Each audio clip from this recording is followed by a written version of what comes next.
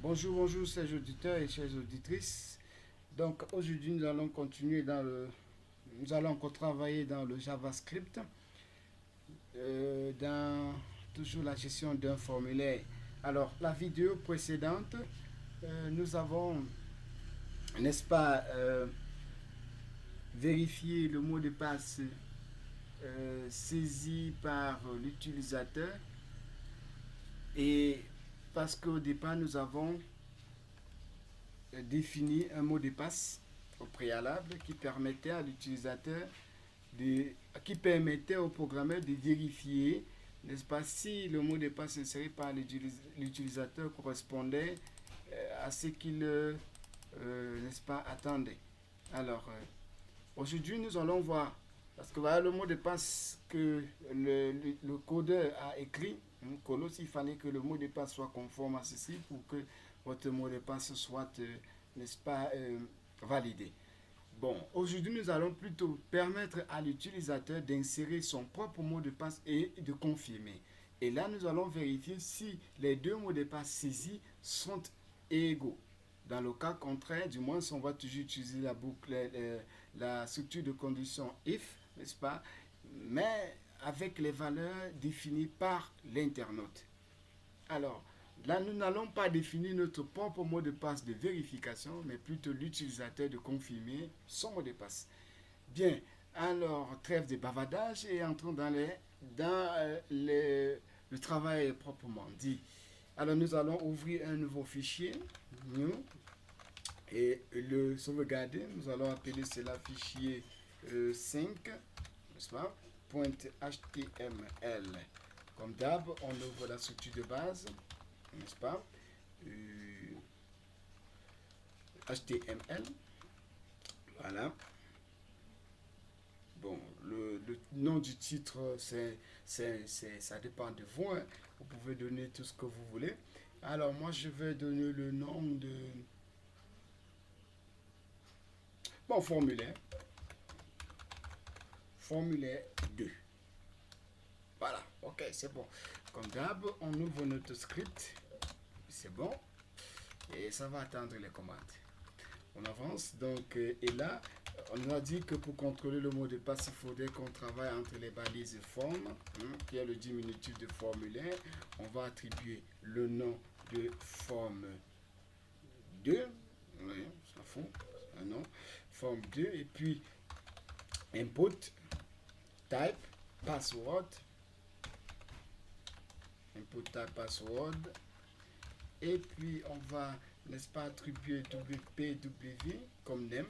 Et puis, value, on a dit, on définit par la valeur, c'est l'internaute qui va donner sa valeur. Placeholder, pour l'indication, on va dire entrer un mot de passe. Entrer un mot de passe. On va à la ligne, on fait un break row. Et puis, on entre un input type, password again, name, v password, c'est-à-dire vérification du mot de passe, value, placeholder, on dit confirmer, confirmer votre mot de passe. Voilà, BR, on saisit les boutons d'envoi, n'est-ce pas, de soumission, import type submit, name, submit, et puis là on va écrire l'événement on clique et il va appeler la fonction confirme mot de passe. Confirme mot de passe, je ne mets pas de paramètres. Et aussi effacer input type reset en anglais qui signifie reprendre en fait, annuler ou effacer. Donc delete. Voilà. Ok, là je ne vais pas encore mettre d'événement parce que je ne veux pas contrôler le bouton effacer, je veux juste contrôler le bouton d'envoi. Alors, on peut observer notre travail dans notre navigateur. J'ai dit, c'était facile, n'est-ce pas, directement entrer dans le fichier, le dossier concernant. On a appelé ça fichier 5 et on valide notre travail, n'est-ce pas? Voilà le formulaire. Alors, on va essayer de styler notre travail. De styler, c'est là qu'intervient le CSS. Donc, on va entrer toujours dans la balise head. On va mettre style. Voilà, style. On va un peu dynamiser cette chose. Et pour cela, on va entrer, n'est-ce pas, ici, un identifiant. On va appeler ça forme 2, comme cela. Et on travaille avec. Bien, donc une fois que c'est fait, on appelle donc la balise forme 2. Forme 2. En CSS. On va positionner en hauteur. On va définir à 200 pixels. Puis en déplacement selon de gauche à droite, comme on va de gauche à droite, margin left, déplacement gauche à droite, on va dire 500 pixels. On actualise et on va vérifier. Voilà, nous sommes là. Alors maintenant, on va travailler les inputs. Donc input. On spécifie l'input dont on veut travailler. Input type. Vous pouvez utiliser d'autres syntaxes. Input type, password. Vous pouvez aussi travailler en ajoutant les idées. C'est-à-dire, vous venez dans chacune des balises input, vous frappez les idées. Alors, input type password que voici, tout ce que je veux travailler dans la syntaxe, les propriétés que je vais donner au niveau de cette syntaxe CSS vont attaquer tous les inputs, n'est-ce pas, dont le type est password. Ça veut dire que ça va attaquer que les deux-ci. Input password, name password, et ainsi de suite. Donc, rien que les deux-ci. Alors, si je mets juste input sans préciser, ça va attaquer les 3 ou les 4 inputs que vous voyez là. Alors, donc, je spécifie que ça ne touche que les deux-ci. Du moins, tout ce qui est dans ma page actuelle et qui concerne les passwords. Voilà. Donc, alors, on va commencer par définir, n'est-ce pas, la longueur. On va même donner la longueur 300 pixels, on s'en fout. Et puis, high, la hauteur. On va dire que c'est 50 pixels. Ok, jusque-là, on peut vérifier, n'est-ce pas? On voit qu'il a attaqué comme on voulait. Alors, on va positionner le texte au milieu. On va dire texte align, center, n'est-ce pas? On vérifie. Chaque fois, il faut vérifier votre travail. C'est quand vous êtes sûr de ce que vous faites que, n'est-ce pas, les choses vont avec aisance. Bien. Alors, ceci étant, on peut décaler plus entre les deux balises ici. Alors, il suffit d'ajouter un deuxième BR. Mais vous avez la distanciation. Et c'est pas si sorcier. Alors, une fois que c'est fait, on peut maintenant aller dans la balise input que voici à ce niveau. On va lui attribuer un ID submit. De même pour la balise de type reset, on va aussi attribuer un ID avec delete comme valeur. Parce qu'on va aussi toucher ces boutons-là. Alors, forme 2, n'est-ce pas? Là, on prend l'id de submit, c'est-à-dire id submit. Et là, on va dire margin top, donc déplacement par rapport à la hauteur. Margin top, on va dire 20 pixels. Il faut que ça ait un petit écart. Voilà, vous voyez. Margin top 20 pixels. Alors, et puis après avoir fait cela, on va enlever les bordures, border none, n'est-ce pas? On efface la couleur d'arrière-plan. On va dire background color, transparent. Et puis on peut regarder ce que ça fait. Vous voyez, sur ce bouton, ça a dégagé. Alors, une fois que cela est fait, n'est-ce pas? On va attribuer la valeur curseur, pointeur, pour que lorsqu'on approche la souris sur ce bouton, ça se forme comme on clique, comme si on veut cliquer. Voilà. Ok, c'est bon. Alors, maintenant, j'ai fait le même travail pour le bouton.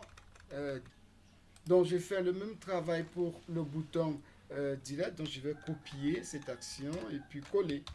Voilà. Mais je change juste l'attribut. C'était Delete. Donc, Delete. Bien. Je valide mon travail. Voilà. Je vais déplacer ce delete là un peu plus vers la droite. Alors, margin left, on va me dire 250 pixels. Et ça va arriver là-bas. C'est très long. On va descendre même à 200. Voilà. Ou bien encore à... Moi, j'aime trop l'alignement, hein. 195 pixels, on s'en fout. Voilà. Et puis on va changer un peu cela. On va dire que ça se place en quel mode. On va mettre en gras, font size, bold. De même ici. Font white, bold. Alors, c'est en gras. Et puis ça me permet de diminuer encore la distance là. Là, ou bien encore 85. C'est bon. 80.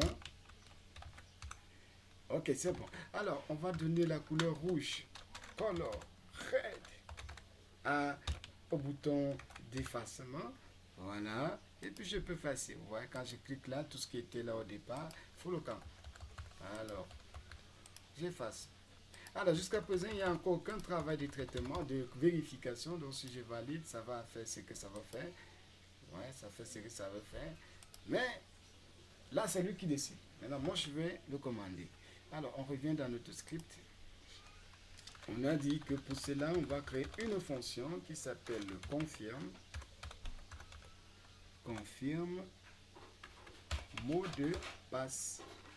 On valide, on ne met pas de paramètres à l'intérieur de notre fonction. Confirme valide passe. Et en ce moment, on va définir les valeurs. Donc, on va donner variable password est égal document. Donc, que notre navigateur parte dans le document. Rechercher, n'est-ce pas, le name form 2.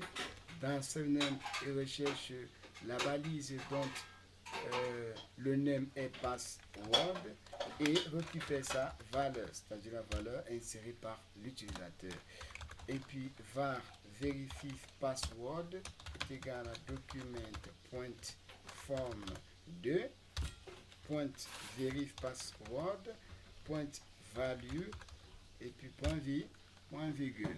Alors ceci étant fait, les mots de passe sont insérés les deux. On vérifie maintenant. If password différent de verif password, qu'est-ce qu'on va dire? On dit alerte, n'est-ce pas? Alerte.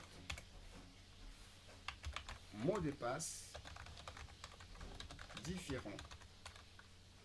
Mot de passe différent. Point virgule. Autre. C'est-à-dire si le mot de passe est bon maintenant, on va dire alerte. Bravo. Vos mots de passe sont identiques. Vos mots de passe sont identiques. Alors, on enregistre et on actualise la page. C'est fait. Donc, on efface et on écrit un mot de passe dans le pilier des hasards. Quand je valide,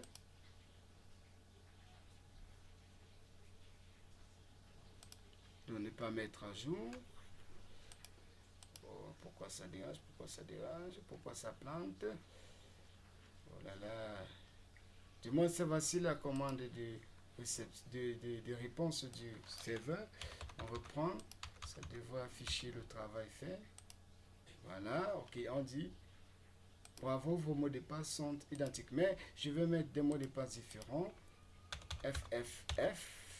et puis je mets G, validé, annulé. On me dit mot de passe différent. Donc vos mots de passe sont différents. Alors ça veut dire quoi? Alors on va un peu faire commenter sur ce script. Alors, on a déjà expliqué comment est-ce que ces valeurs sont prises. Explication en détail. Alors ici, lorsque l'internaute saisit pour la première fois password et confirme le verif password, le programme va d'abord au niveau des variables récupérer la première valeur, puis la deuxième valeur, et puis la première commande permet de vérifier si les mots de passe sont différents. C'est-à-dire, si le mot de passe, le premier mot de passe inséré est différent du deuxième mot de passe, alors qu'est-ce qu'on doit dire à l'utilisateur? On doit lui permettre de savoir ce qu'il a saisi. Mot de passe différent. Alors, dans le cas contraire, le contraire sera donc que les mots de passe sont égaux. Si les mots de passe sont égaux, on dit donc les mots de passe sont identiques. Merci. Alors, le prochain tutoriel nous permettra de voir comment est-ce que, après avoir vérifié ces mots de passe, est-ce qu'on peut accéder à une page, n'est-ce pas? Comment diriger un internaute après avoir rempli un certain type de conditions, est-ce qu'il peut accéder à la page suivante?